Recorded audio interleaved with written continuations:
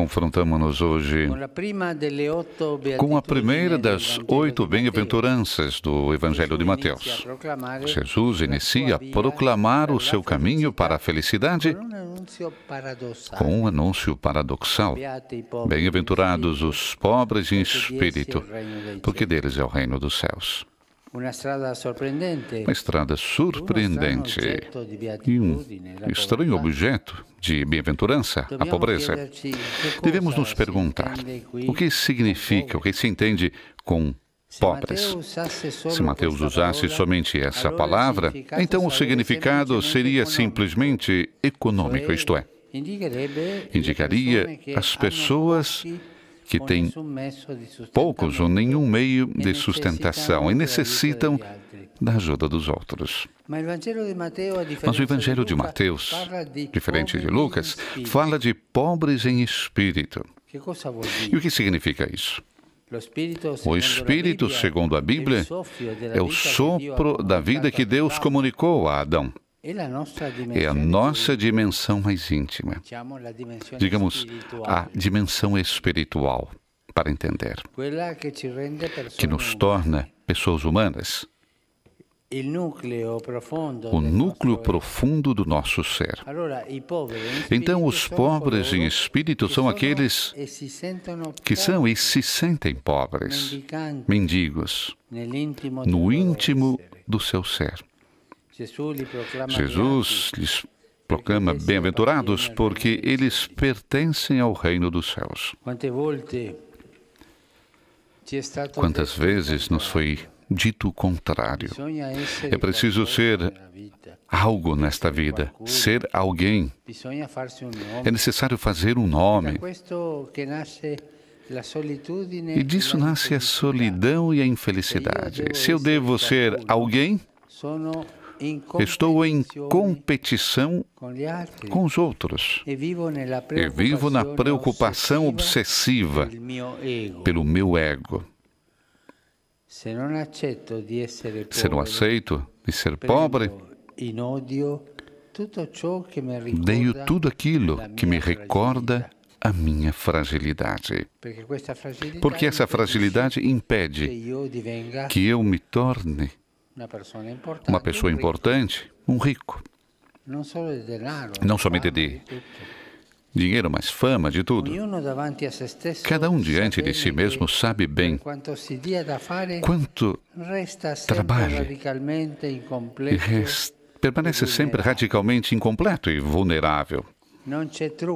Não existe truque que cubra isso, essa vulnerabilidade. Cada um de nós é vulnerável dentro. Deve ver onde. Mas como se vive mal, se rejeitam os próprios limites. Se vive muito mal. Não se digere os limites. É ali. As pessoas orgulhosas não pedem ajuda, não podem pedir.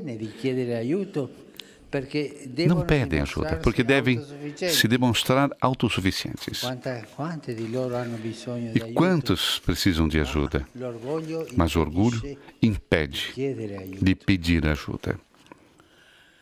Quanto é difícil admitir um erro e pedir perdão. Quando eu dou algum conselho aos recém-casados que me dizem como levar avante o seu matrimônio muito bem, eu digo sempre, mas existem 3 palavras mágicas.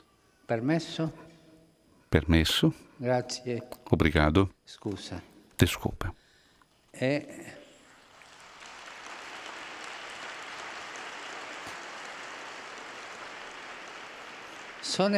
São palavras que nascem da pobreza de cada um.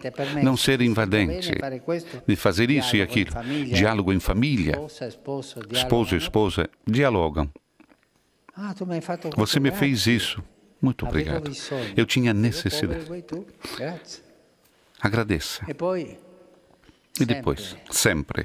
Se fazem erros, se escorrega, desculpe-me.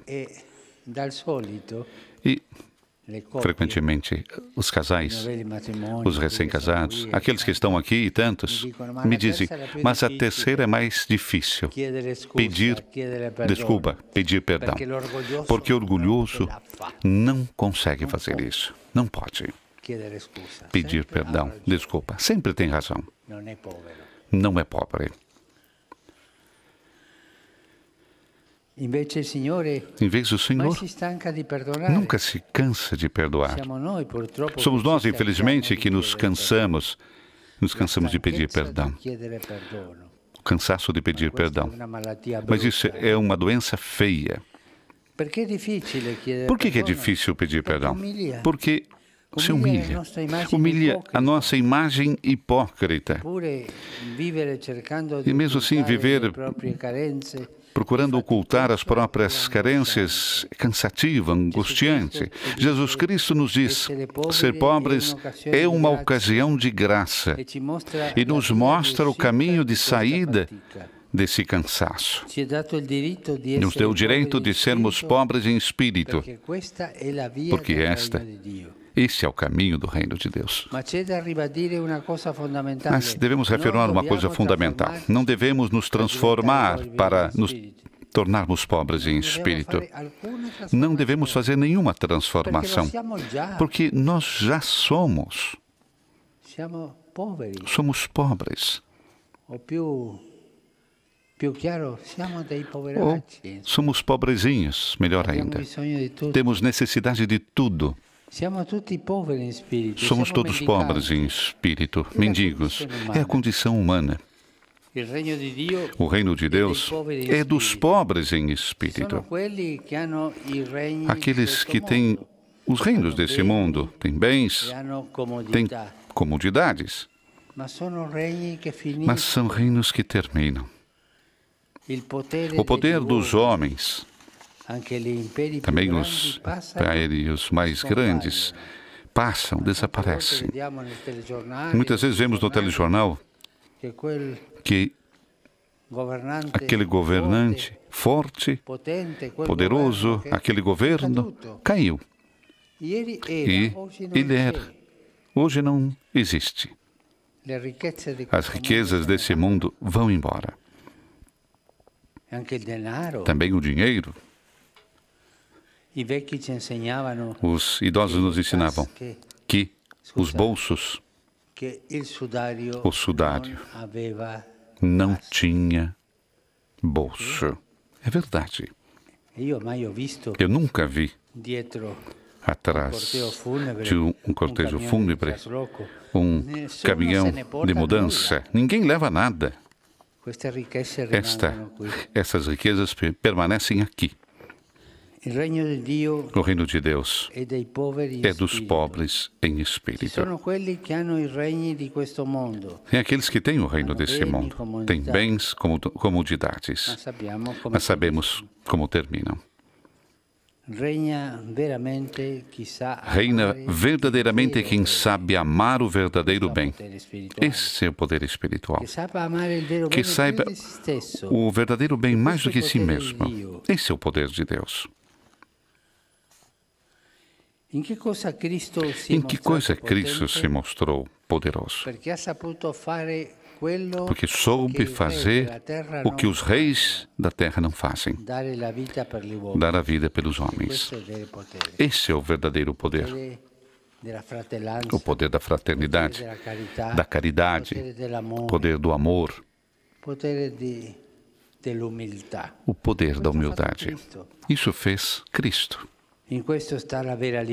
Nisso está a verdadeira liberdade. Quem tem essa liberdade da humildade, do serviço, da fraternidade, é livre. A serviço dessa liberdade está a pobreza elogiada nas bem-aventuranças. Porque existe uma pobreza que devemos aceitar, a do nosso ser.